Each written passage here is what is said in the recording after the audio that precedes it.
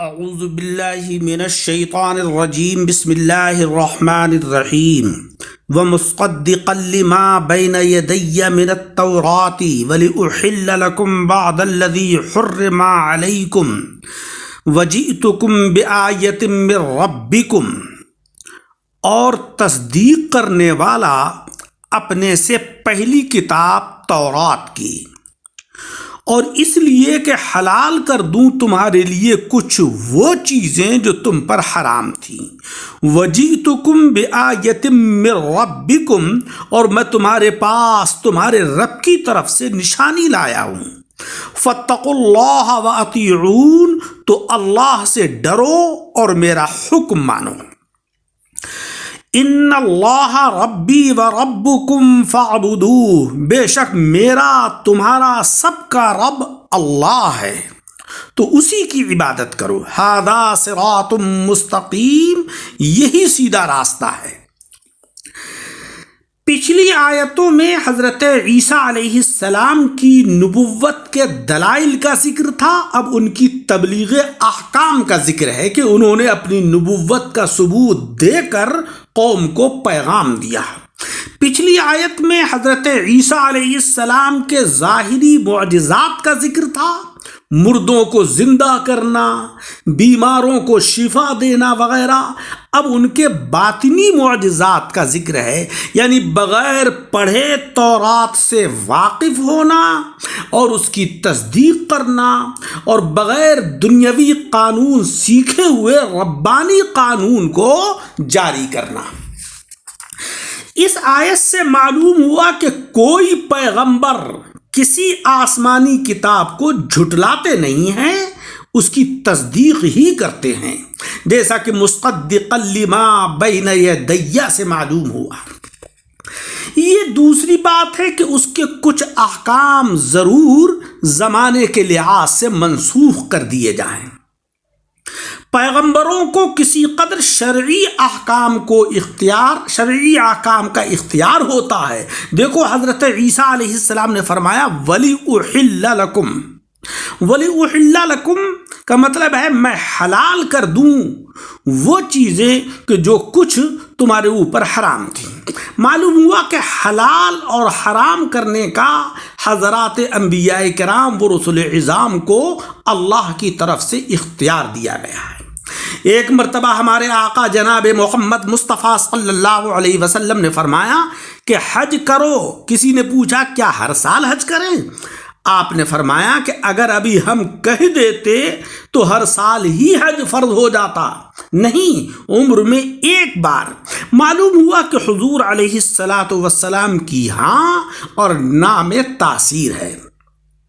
ایک صحابی رضی اللہ عنہ نے عرض کیا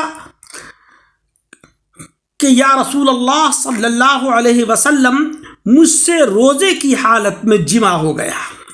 آپ علیہ الصلاۃ والسلام نے اس قصور کی بابت فرمایا کہ غلام آزاد کرو۔ عرض کیا کہ یا رسول اللہ میرے پاس تو آزاد کرنے کے لیے غلام نہیں ہے۔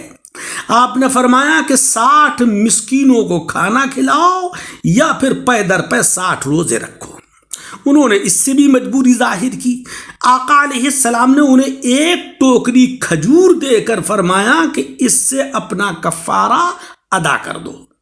انہوں نے عرض کیا کہ حضور علیہ السلام، مدینے میں سب سے بڑا غریب اور مسکین تو میں ہی ہوں۔ پیارے آقا نے فرمایا تو پھر خود ہی کھا لو۔ یہ حضور علیہ الصلاۃ والسلام کی خصوصیت اور اختیار تھا کہ خود خطا کار کو اس کا کفارہ کھلا دیا۔ اس طرح کی بہت سی مثالیں ہیں۔ پیغمبر کی اطاعت کے بغیر تقوی حاصل نہیں ہو سکتا۔ قرآن عظیم میں ہے فاتقوا اللہ واطیعون، اور اللہ سے ڈرو اور میری اطاعت کرو۔ اس سے معلوم ہوا کہ پیغمبر کی اطاعت کے بغیر تقوی حاصل نہیں ہو سکتا۔ پیغمبر اپنی نبوت کے ساتھ اپنی بندگی کا بھی اعلان فرماتے ہیں تاکہ کوئی معجزات دیکھ کر انہیں خدا نہ کہہ دے۔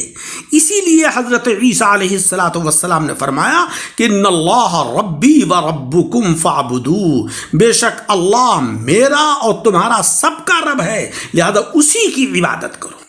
قرآن عظیم کا نسخ حدیث سے جائز ہے۔ دیکھو حضرت عیسیٰ علیہ السلام فرماتے ہیں کہ بعض وہ چیزیں جو تورات میں تم پر حرام کر دی گئی تھیں انہیں میں حلال کر دوں۔ تورات کتاب اللہ تھی اور اس کے بعض احکام کو فرمانے والے حضرت عیسیٰ علیہ السلام ہیں۔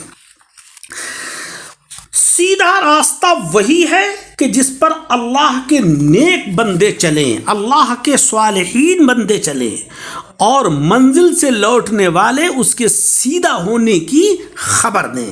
جو مذہب یا دین نبی یا ولی سے خالی ہو وہ سیدھا نہیں ہو سکتا۔ مذہب اہل سنت ہی سیدھا راستہ ہے کہ اس کو علماء کرام اور اولیاء عظام کی سرپرستی حاصل ہے۔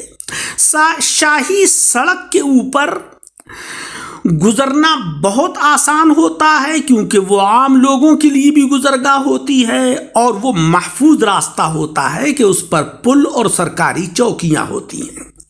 صراط مستقیم وہ راستہ ہے کہ جس پر حضرات انبیاء کرام و رسول اعظام چلے ہیں، حضرات اولیاء کرام اور علماء ربانیین کا وہ راستہ رہا ہے، ان کی وہ چوکیاں ہیں، اس لیے وہ محفوظ راستہ ہے۔ سورہ فاتحہ میں صراط مستقیم کی پہچان یہ بتائی گئی ہے کہ صراط الذین انعمت علیہم، اے اللہ ان لوگوں کا راستہ کہ جن کے اوپر تو نے انعامات نازل فرمائے ہیں، ان کا راستہ تو ہمیں عطا فرما۔